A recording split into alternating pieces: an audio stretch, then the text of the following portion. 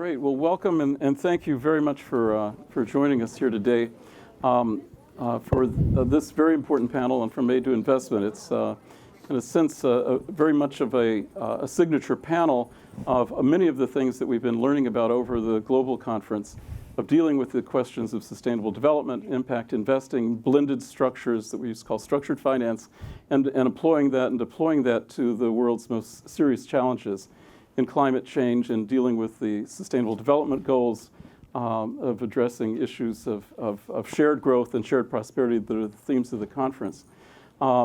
Very interesting, last year, this is a series of discussions we've had ongoing for the last few years here at the global conference since the Sustainable Development Goals were launched in 2015. One of the few things that the world's ever agreed on is to deal with those 17 major challenges.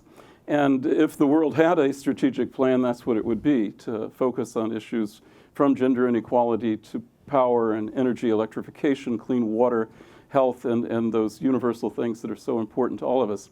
I want to thank, after that, the work that's been started through the California Israel Innovation Project that's extended now to Africa and to Asia, other parts of the world. I want to thank Mitch Julis and Raphael Shore actually produced a small film on sustainable nations. We're going to start with a brief clip of that.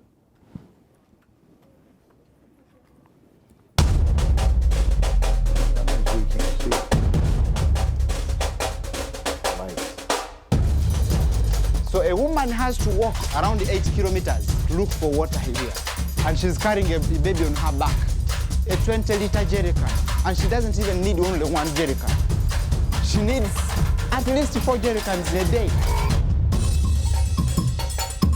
India is facing severe water problems. There is no quality water available. All year round, you see here mainly running sewage. Along this drain, there are 6 to 8 million people living in this area, pouring their sewage into this drain, drinking from the water that's being affected by this drain. California's in the middle of a drought. This is one of the longest ones we've been in, and it's been one of the most severe. I'm third generation of the whole farming family. With the way the drought's going, there may not be a farm for my son, in 20 years, we don't know.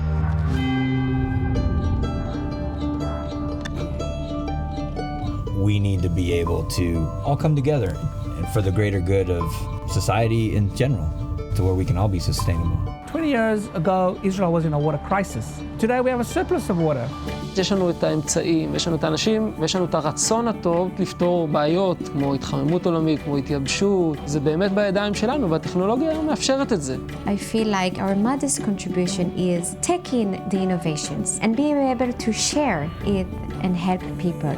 אנחנו לוקחים את הפולס של העץ, ובאמצעות מכשור טכנולוגי, לתרגם אותה לנו. Imagine that you stand on the road over there and see over here a beautiful park.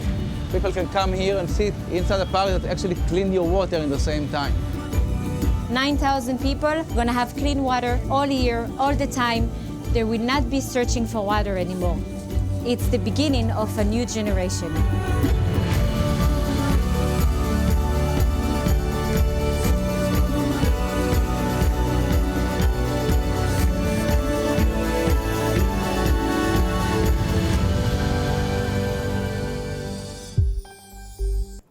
So I wanted to just go through briefly our annual report and share that with you. These are 3 case studies from Uganda, India, and California of dealing with issues of scarcity and overcoming them. The work we do, Glenn Yago, as you know, from the Milken Innovation Center at the Jerusalem Institute and the Blum Lab for Developing Economies there.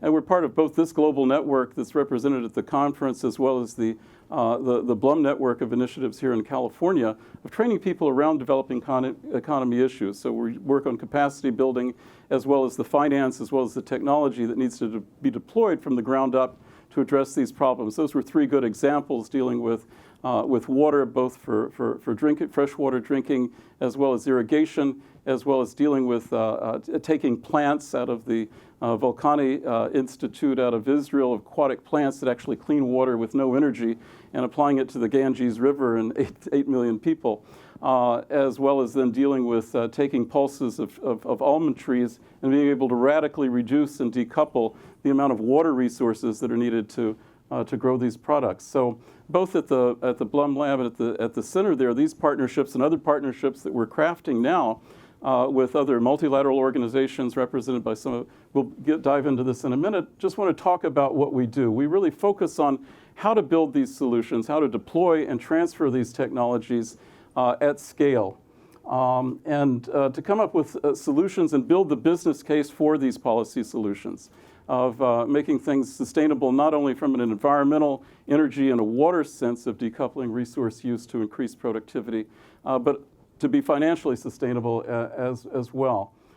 So we started off really 5 years ago with the California-Israel Innovation MOU that was signed by the governor and the prime minister, a series of labs that we did on water, energy, biomedical issues, and global health, and food and agriculture with one of the persons who'd been on a previous panel like this, Secretary Ross from the California Food and Ag Department, and 18 growers associations that came to Israel. And now this is being extended to the work we're doing in international development finance with the partners that are represented on the stage here today. And there we've been, as you can see from that timeline, the activities that have been going on, both in terms of training our Israeli fellows. We have 7 African fellows on the ground, also from India and from Latin America now, working on project developments from the ground up. We've done a series of our financial innovations labs, and we have 2 new product extensions over here over the last year that we've been doing that we'll see in a moment. But the idea of trying to address these major global challenges in the Sustainable Development Goals is to merge financial and technological leverage in order to, through new business models, through these co-innovation partnerships and building up what can be pooled into securities and to carve a channel of capital that will change the world. So we've done that with the water labs and biotechnology. We've also had, right after the conference last year, we had University of California Office of the President, Janet Napolitano, come and deal with our technology transfer organizations, with the ones here in California as well, to try to pool those capabilities. And then we had a very interesting assignment that our fellows had worked on, which became a government decision in Israel to address the SDGs, address the Sustainable Development Goals by building a development finance institution, which the country had not had, and to deal with this shift that has gone on.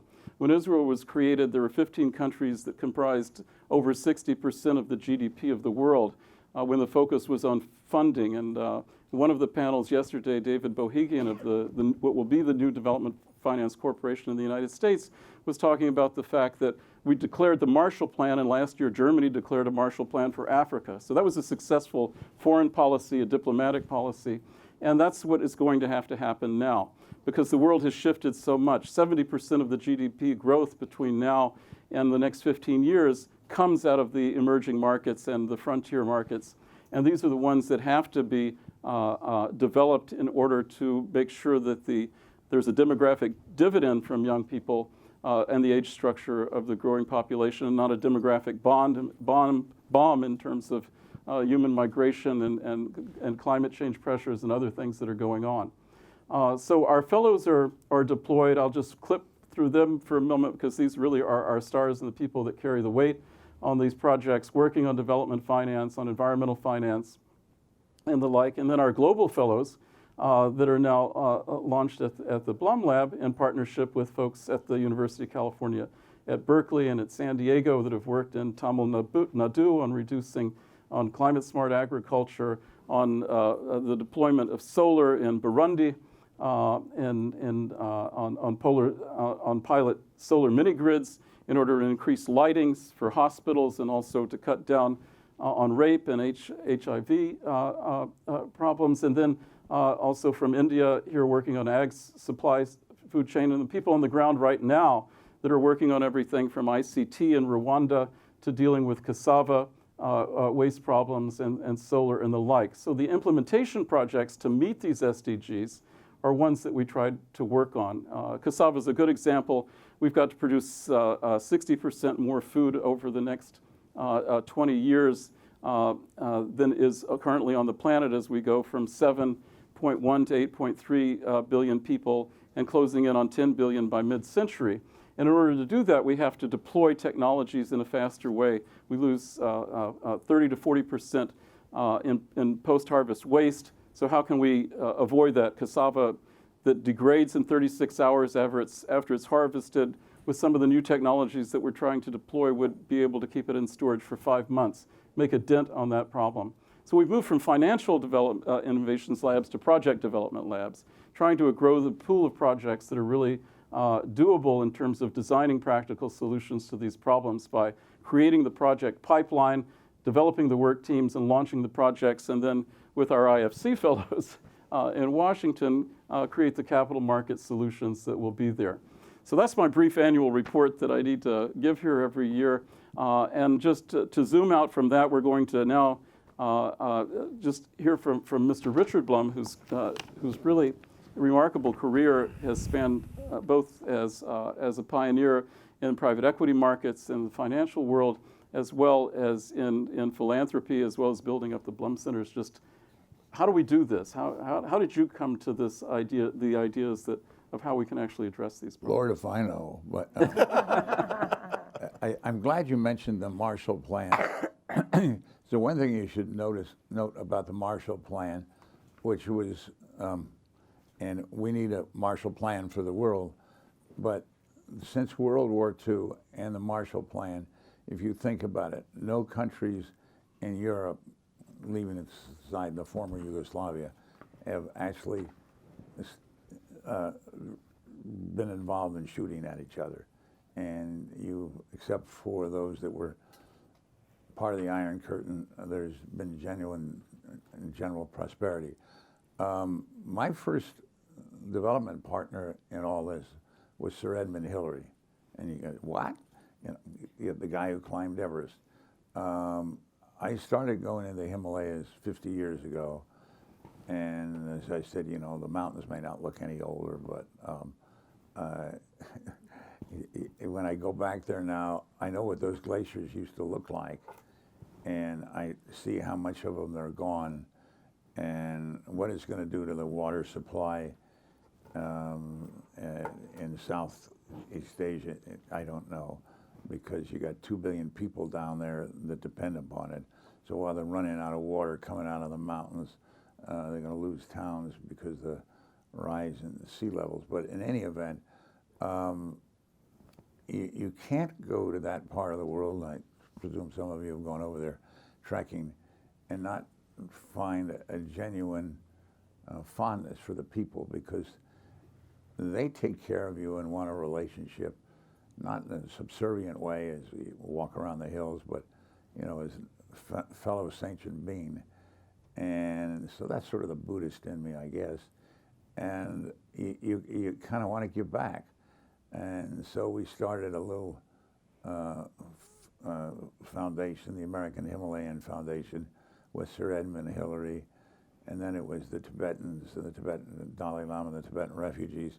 And our biggest program today is saving young girls from being sold. We have had, I think right now we have 28,000 of them in schools. And however bad you think that problem is, it's worse. And it was that inspired me to start our center at Berkeley, because I found that young people really want to take an interest in all this. And in conjunction with that, we have a meeting, a big, good-sized meeting once a year. Some of you have been to it, that we do jointly with Brookings in Aspen. Somehow when you ask people to come to Aspen during the summer versus Chicago in February, you get a better turnout. So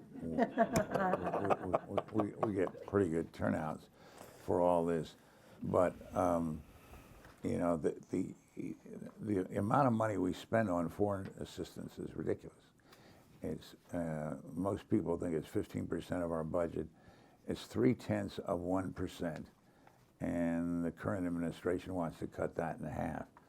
So you have to say to yourself, and when you look at these countries, primarily in Africa, but elsewhere, what kind of model do you want them to have when, as time goes by? Do you want them to have a functioning democracy, or do you want them to be involved in a socialist-controlled society, much like China? Having said that, I've been going to China for a long time, and they have done it amazingly well, but don't have too many opinions of your own. In any event, what I found in trying to get people interested in all this and getting them overseas, or getting something like the center going in Jerusalem, and my daughter Annette, raise your hand. She was has really been responsible, working with Glenn to get all the center going in Jerusalem, which she'll talk more about. But basically what it does is take kids from primarily a couple countries in Africa and teach them technology. And that's what we're doing with our centers in Berkeley, and our other really good center is in Irvine. Richard Matthews, who is, has made Irvine what it is. Richard, raise your hand. And what you find is these kids that take an interest, particularly to get, we give them a minor degree, or starting a master's program now. One of the things you have to do, besides taking these courses, you got to go spend 3-4 months working for an approved project overseas somewhere. And I think last year, how many, we had kids in 60 or 70 different countries. And they all come back enthusiastically about the work they're doing. So we get a lot done, you know, in the scheme of money that gets or can be thrown into development. It may sound like a fair amount for one individual, but in terms of what it should be spent on it, it's nothing, and it works. So kids are the answer, and it's a lot of the kinds of programs you'll hear about. You'll hear about Goldman Sachs. You guys make bicycles in that, I think. and as well as the rest of our team here, who are all involved in all this one way or another, and we're proud to be able to work with them.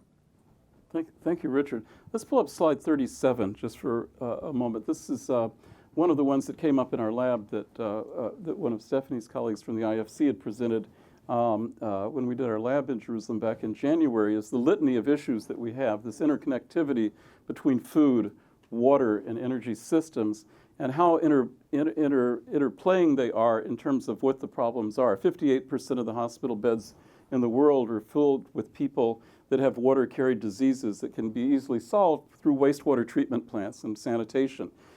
Easy issue, hard to, but these are hard simplicities. When we had our IFC fellows in training in the alumni, Carol Biao is here in the room, I just saw her, and we just had our Shark Tank with some of their projects this morning that Carol led. But when we were at Lake Naivasha in Kenya, I went running one morning to the village nearby, and you could just see the amount of solid fuel cooking, of deforestation going on in Tanzania to bring that down to Kenya, and that's causing the deaths of more people that have died from malaria, tuberculosis, and AIDS, especially 45% of the children under 5. So moving from solid fuel, cooking fuel, to other sources and renewable sources, or home gas, cooking gas, all these problems are definitely interfaced. So the next slide, if we just go to the next slide right after this, the objective of moving from funding to financing is so critical, because we're not only talking about funding humanitarian crises, but trying to prevent them. by making this road to self-reliance actually possible. And the SDGs are very much targeted along those goals, again, as the lens. And I'm going to turn it over to Stephanie just to talk and expand a little bit more about how the IFC and also the commercial banks and the investment banks that we're working with to try to figure this out. So thanks, Glenn. Maybe we can actually go back one slide because I think this is a very powerful slide that we actually created as we began to talk to our shareholders about why we needed a capital increase. And I've actually been in development for 27 years. And I started because I kind of wanted to give back, very much like what Richard said. And when I look at the world today, I think I'm half an optimist and half a pessimist. And the things that make me really pessimistic is actually looking at where we are against the SDGs. So we've had the SDGs already for a while, and we know that we need somewhere between $5 and $7 trillion a year invested in emerging markets to meet those SDGs. And we need at least $3 to $5 trillion of that in infrastructure alone. We know that by 2050, 70% of the world is going to live in cities, and 2 billion people are going to be living in slums. Already today, we have 68.5 million displaced people in the world, and that number grows rapidly every year. 26 million people are moved into abject poverty from climate change alone. And when I look at our countries of operation, the governments are struggling to figure out how to solve these extremely complex problems. They have very limited fiscal space. We have never seen official debt levels like this in the world. Official debt to global GDP is 225%.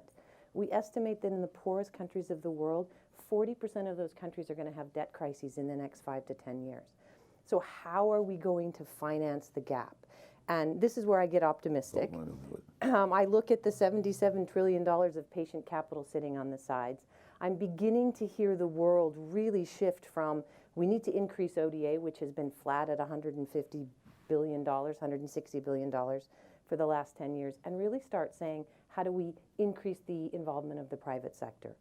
And I think IFC sits in a really unique place because we are the private sector arm of the World Bank Group. So we've actually created a new strategy, and the strategy rests on 2 pillars. The first one is very much in keeping with what you said, Glenn. We don't see enough projects in the world. And so we used to be takers of projects. Sponsors would come and say, will you help us finance this? We'll keep doing that business.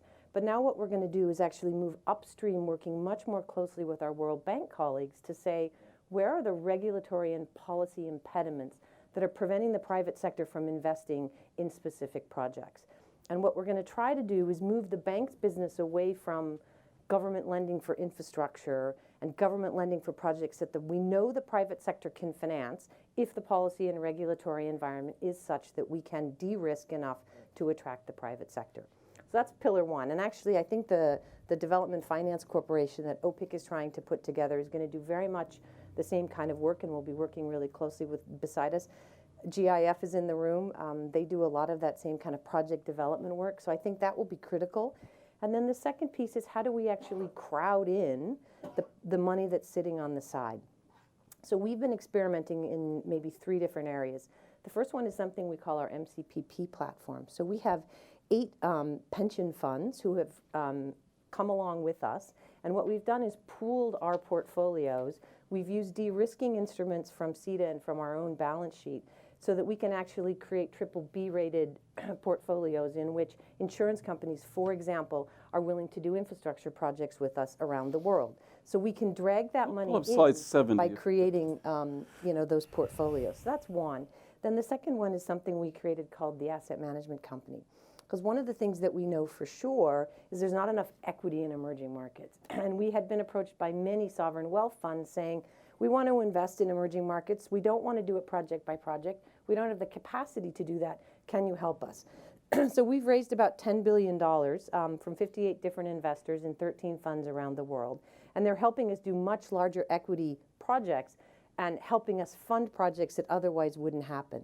And I think the final place where you're seeing us and others play, and I think this is probably what Citi would have talked about, is bond markets. So how can we actually expand local capital markets? We know we need local currency financing. We know we need to move away from bank financing. So we've actually been working in the more developed middle income markets, helping our clients issue bonds, anchoring those bonds. We've put those bonds around themes, so we've created a whole pool of green bonds.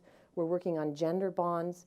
And now we're in the process of saying, okay, how can we go from greenfield SOE-led infrastructure projects that can be refinanced using a private sector bond and a piece of the IFC balance sheet to push that those transactions away from SOEs, off of government balance sheets and into the private sector. So I think there's a lot we can do, Glenn.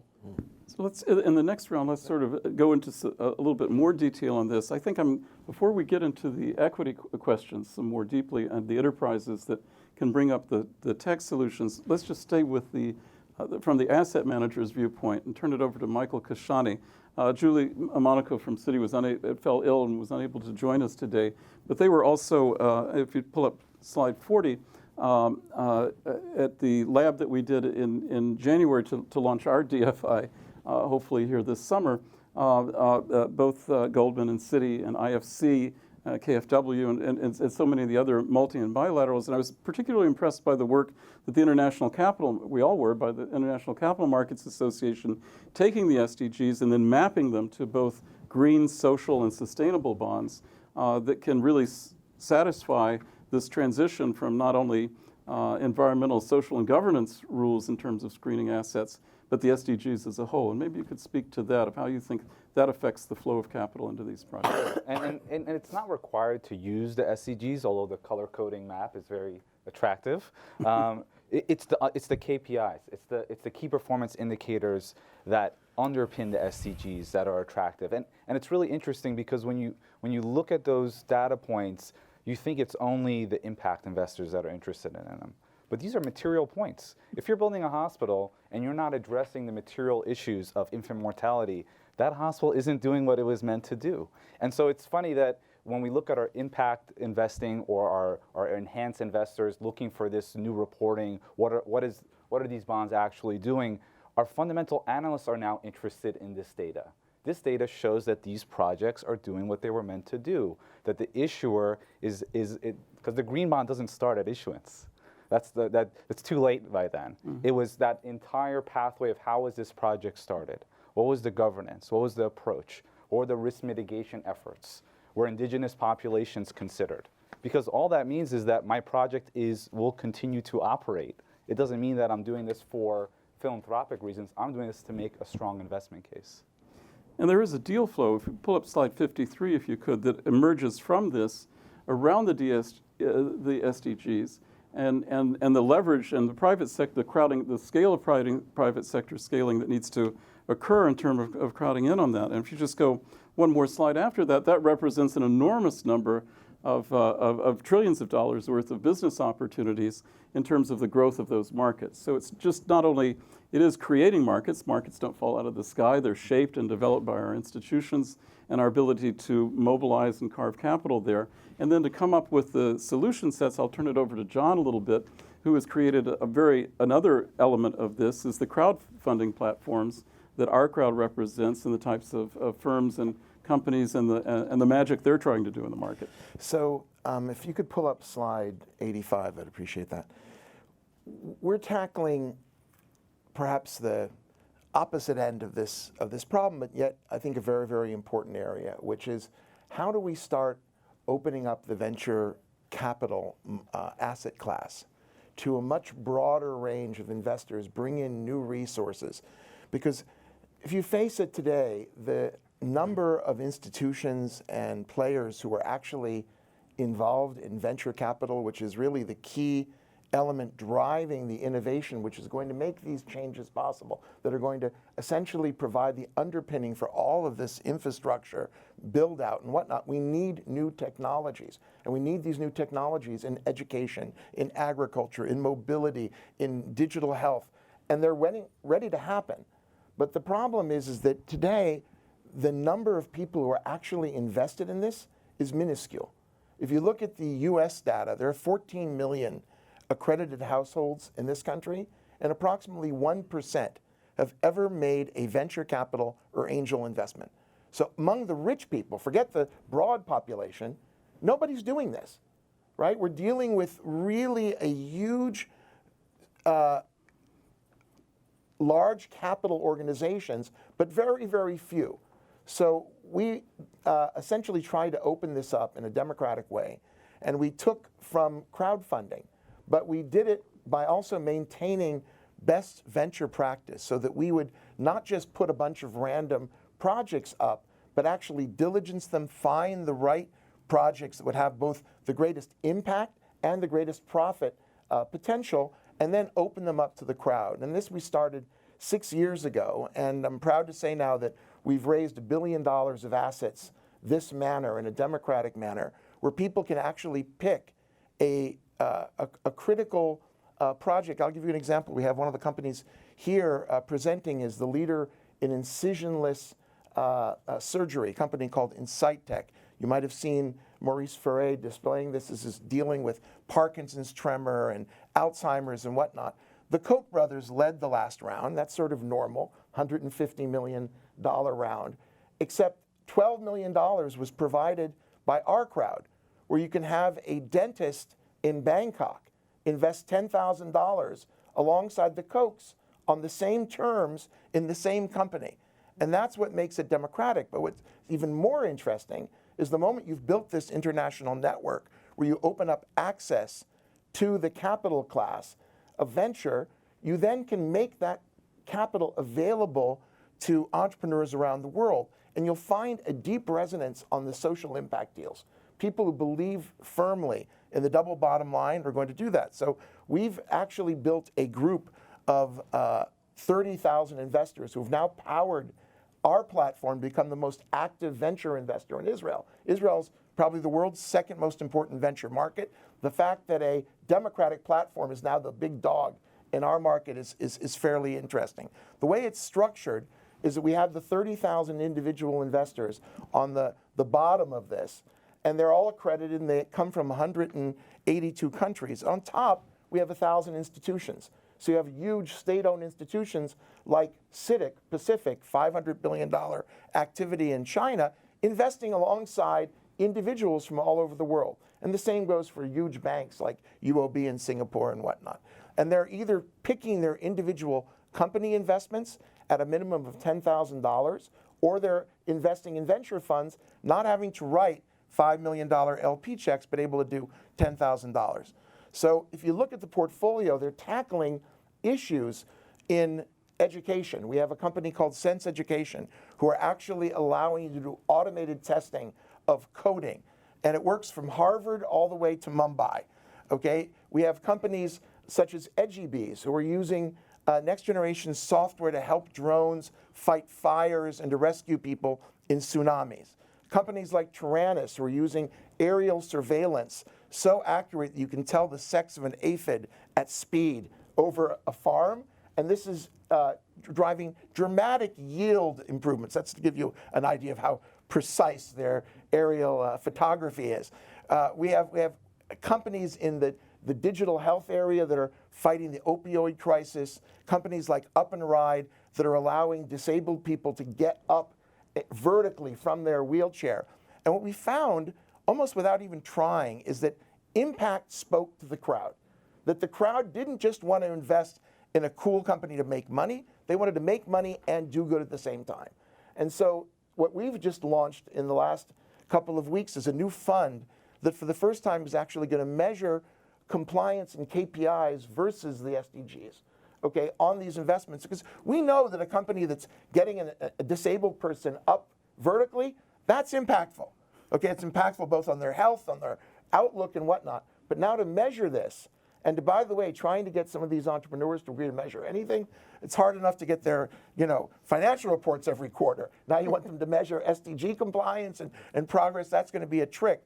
But we're moving in that direction. I'll leave it for that. Well, we'll come back to this because I think it's very critical, this idea. You've mentioned it a couple of times.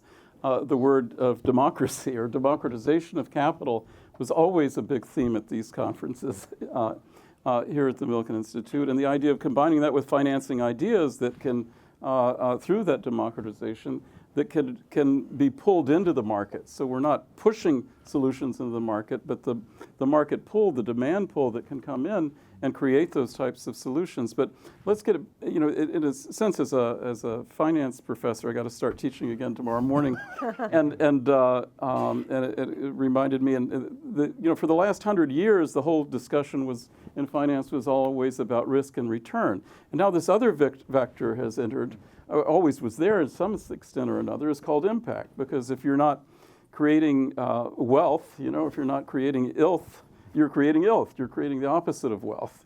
And in a sense that the vector of impact is critically important on returns.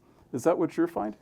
Sure, and it's interesting, as you heard in this conference, which has become an ESG conference, I don't know if we've all noticed that this year, music to my ears, the term sustainable, as soon as we hear it, we think, oh, concessions. That was never my understanding of what's sustainable. Sustainable means that you'll continue paying your interest and principal and I'll be paid back. And the thought that you're doing something positive and therefore you have to take a concession, we need to stop this conversation. Because no one should not be putting an investment out there or an opportunity that will not have returns. That is not positive for the ESG or sustainable investing community. It won't be positive for being able to achieve these outcomes. And so what we always come back is, what's the issue? And the issue, I think, coming to the KPIs is we're almost afraid to get our hands dirty in ESG investing. We're expecting for that data to come in. We'll be fed that data. The issuers will provide that, and we won't have to do anything. And it's the same as investing. You have to look for that data. You have to engage with the issuers. You have to let them know what you need in order to be clear that they're going to achieve those outcomes that they're saying that they're going to look for. So if we're looking at, just pull up slide 55 for a moment, what we're trying to bring together here is both the issues of project finance and enterprise finance, and in terms of what John and his colleagues and what's going on in other parts of the equity markets as well, is to really create a pathway, a critical path, and a road ramp for takeoff for these technologies, but accelerate that so that the fuel doesn't get cut off once you start to leave the ground. So the project demand has to pull that in, and financing these projects and getting leverage not only from the marginal finance, but also from what the technology returns can generate out of it. Are you seeing more of those things going on in the transactions that you folks are doing on projects? We are, Glenn, and actually we just launched something we call the Moonshot for Africa, because I think when we look at Africa, African governments keep thinking about their traditional path to development. They look at Korea, they look at China. I think that those paths are going to be closed to them. And what we know is that they need to create digital economies. And we've done a lot of work thinking about what does a country need to have to be a digital economy. So what kind of digital infrastructure do they need, i.e. what kind of connectivity do they need? How do they actually create the right platforms, the right identification so that they can bring citizens together? How do they create the fluency and the ability, the citizens' ability to actually interact with that technology? And then how do they actually create the ecosystems, which I think is some of what John was talking about. So we're focusing really heavily on that. And actually I started 15 years ago a VC team in IFC. And we've spent a lot of time looking for unicorns around the world.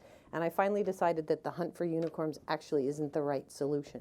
So I've taken the VC team apart and I've embedded it in our core industry teams, because I think what we need to be is actually shifting the mindset to saying how in every single industry are we thinking about technology dislodging and disrupting in a way that would be positive for development. So, and that's what, just later in the day, those of you who can join us will probably have a room full of people, but we do have a big block of time where we're going to try to focus in on those DevTech Solutions at 2:45 with people that have wanted to come together from different parts of the world to identify those. So let's just pull up slide 50 just for a moment, because what we're trying to talk about is the full range from design and development, and all the different toolkits we have in finance to be deployed on this, because it can't just all be done we know that the overseas development assistance is flat, as Stephanie had pointed out earlier, that it's constrained. Even if everyone complied with their OECD obligations, you'd only have about $180 billion. And we've got about $1.5 trillion gap to fill on a regular basis in order to accelerate these technology solutions. And it's interesting you mentioned the Moonshot, or we talk about Manhattan projects. When I go to teach at Berkeley, I'm always impressed at the engineering school that was where the Manhattan Project did occur. But now we're talking about lots of Manhattan projects in water and in energy, about saving the planet, not destroying it. So that the aspects of being able to do that are so critical, right? I mean, I think what you're doing, which is so critical, is that not accepting that we're going to use just the same old tools that we've used in finance to power this moonshot. That you know, it's really remarkable how conservative some of these industries on the financial side has been, such as venture capital in particular. Venture capital really hasn't changed as an industry for 60, 70 years. I mean, if Fred Adler or, you know, the people from, you know, the very first VCs show up on Silicon Valley, Sand Hill Road, nothing's changed. Maybe some of the investment theses have changed, but the same 2 and 20 structure, the same kind of LPs, it's just not, and to try to impose that on Africa or on Southeast Asia, no frickin' way. That's not going to happen. It would be as stupid as trying to put landlines in Africa as a precursor to getting, you know, communication. And so the trick is that as we go and try to reach this digital future, we have to figure out new models of finance. And for example, just leap ahead the way that smart countries did by going straight to mobile connectivity. We saw, you know, Craig McCaw here earlier, okay? And that's it's been done before. Absolutely. And so, for example, 8 years of negative cash flow. To aggregate people via the web to find either project or fund structures where they can join democratically with some of the largest investors in the world, whether it's sovereign wealth funds or whatnot, and aggregate that way to hit it, that deals with the lack of critical mass which we have. We don't have enough people in one country in Africa. You've got to somehow create regional structures, and yet the governments aren't allowing you to do it. You got to take it to the web, you got to make it private. And you have to do this, and this is true for Latin America, it's true for Africa, it's true for Southeast Asia, and believe it or not, it's true for much of America, where, you know, if you have a great idea as an entrepreneur and you're not in Silicon Valley, good luck with that. Okay, in other words, good luck finding the funding if you're in Toledo, Ohio. Okay? But if, Glenn, if we just go back to Africa for a minute and we talk about the digital moonshot, I agree with you. Africa's not connected, one. We've said, you know, Africa leapfrogged, right? They created mobile, but their mobile networks are 2 and 2.5G. And what we're really talking about in the West, right, is 5G. So the digital divide's going like this, even though we say that Goes Africa from a digital divide right? to a digital chasm. It's becoming a digital chasm. It's one of those critical issues that we need to solve, and we need to solve it regionally. So again, when I think about what does Africa need, Africa needs data centers, but Africa doesn't need a data center in every country. Africa needs policy and regulation that will allow us to move data across borders. So we could create a regional data in East Africa and a regional data centers in Southern Africa. So we could actually amalgamate enough data to do things like build algorithms like Ant Finance and then actually create micro lending institutions that can lend off of algorithms. But those are all the critical kind of underpinnings that have to take place for Africa not to end up in a chasm. Well, especially when we look at a lot of the big data requirements, the countries that we're talking about and are concerned about being able to leapfrog can't do huge surveys, can't do that, and using trace data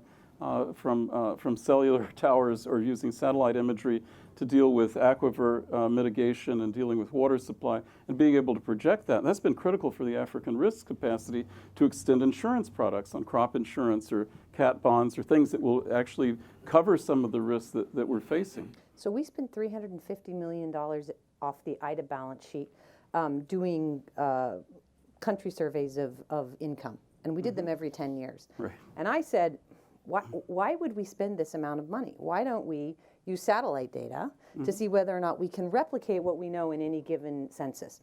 So we tried an experiment in Sri Lanka, and we took high orbit and low orbit satellite data, and we were able to extrapolate from rooftops, from cars, from two-wheelers, from everything that we could see at night in terms of what's electrified, what's not. We could actually extrapolate how a census would have come out. So now we can do a census every 10 years instead of every year to actually begin to, to make a dent and not spend $350 million doing that. And it also helps target investments too with Power Africa and the whole movement towards on electrification, the labs that we did with Power Africa and Israel after we signed an MOU with them was to really start to use data in that way and deploy it. The same thing, but it applies also in terms of crops and getting sensors and drones and the type of monitoring of water use and energy use in those areas. But do you think, John, that there are specific areas? Does it fall into these SDG categories where the opportunities are? Absolutely. I mean, I'll show you a slide. If we go back to, I think it's 90. 90? No. These are offices. And so if you look at, the areas in which we're active, we have a company called Tevel, which is using drones to pick fruit. Turns out there's a worldwide shortage of farm workers. Can't get farm workers anymore, anywhere. And drones can be trained with artificial intelligence to pick the fruit. They can pick it at night. They solve all kinds of problems in terms of needing to get that crop picked now before it goes bad. And that's a technology solution. In mobility, we've been very heavy in Israel in terms of autonomous driving, companies like Mobileye bought by Intel, but we have to think beyond autonomous driving. If we think that the solution for transportation problems is the autonomous car, think again, okay? Because we have a whole need for infrastructure. Mumbai's traffic problems do not go away with autonomous cars, okay? Just gotta tell you. And so we're investing in a flying car company called Skytran that actually makes tiny little flying cars that go on a very cheap rail, and it's going to be deployed in Mumbai, in Charleston, South Carolina, in Eilat, and we're invested there with Adam Newman from WeWork, with Eric Schmidt, with Mukesh Ambani from Reliance, and that's like a moonshot. When people see that and say, what, really, flying cars? But you have to think ahead, and that these countries, especially in the developing world, where you simply can't build the roads enough for the autonomous cars. You look at healthcare. So today, with finally countries in Africa and Asia are getting money to buy medical imaging machines. But they don't have the radiologists to read the scans.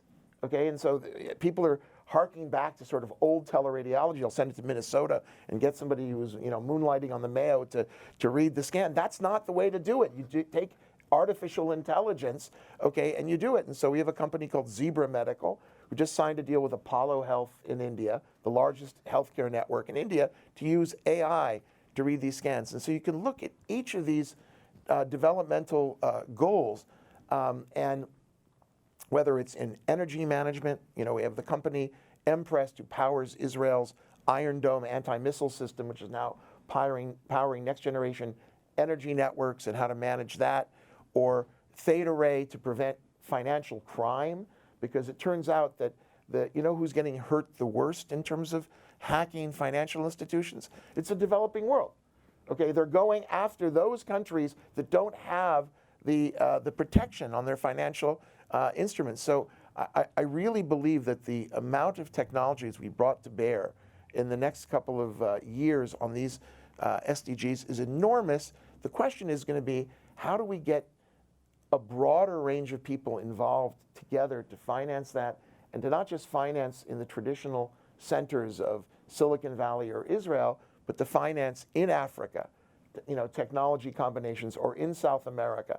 And I think that requires new structures. So let's just pull up slide 78 for a moment, just to go back some of the work of the Blum Lab and Blum Centers there on the Big Ideas program. CellScope, for instance, Dan Fletcher, Chief Technology Officer there at Berkeley, and some of the projects that have come out of that, some of these other ones that are mentioned here of getting students and faculty and people in the field to come up with field-specific and tested sites. The same issue, of course, in precision irrigation. We've got Anati here from Netafim and other people that have been working in that area for decades now. But the latest wave of aggregating water technology is to what we saw in that film before with Phytech, is actually measuring the water stress of plants, whether they be almond trees or in Burkina Faso, to be able to extend the growing season through hothouses that can monitor what the plant's health is. And it's very cheap to do that, and then to save water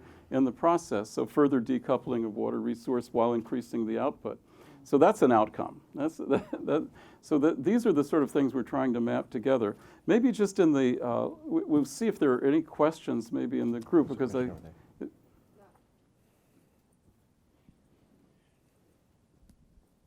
Thank you so much. Aubrey Ruby. I'm founder of Africa Expert Network and a venture investor in African markets. Question for Stephanie on the Moonshot, and maybe, Jonathan, you can chime in here. One of the things that I've seen in African markets that is different, say, than where India is in venture, is a lack of corporate venture. And the corporates not only need the startups to kind of go global and to update their own structural kind of properties and processes, but the startups need them for their distribution platforms and other things. So I'm wondering if the Moonshot effort could be used at the IFC to kind of stimulate or incentivize or educate at least African corporates on corporate venture. And I'm generally talking ex-South Africa. So. Yeah, I was going to say, outside of South Africa, Yes. That's a tough question. I mean, you see it happening somewhat in South Africa. I think if you look at Kenya, and again, so I go back to the Kenyan model, and in 2006, we dropped the first undersea cable up the east coast of Africa, right? So the easy cable went in, 4 other cables came along. And what happened in Kenya changed the world, right? Fundamentally because they had access to the internet. And the cost of access is so much cheaper in East Africa than it is in West Africa. And I think that's actually where we need to push first. I think over time you'll see the corporates come along, but I think what you're going to see is more replication of ideas that have happened in the West coming to Africa, as opposed to what you were suggesting, Glenn, which is how do we actually take the technology and find a better solution in Africa? To me, that's more where we need to focus. You're focused on infrastructure in the short term. Well, we're going to cover the gamut, right? So we're going to continue to push to have innovation labs. We're going to continue to push on the entrepreneurship. We need to grow things like Andela. We need more and more education, and we need more and more citizens who are capable of functioning in a digital economy. And then we'll push on the infrastructure, because without the infrastructure, it's not going to happen.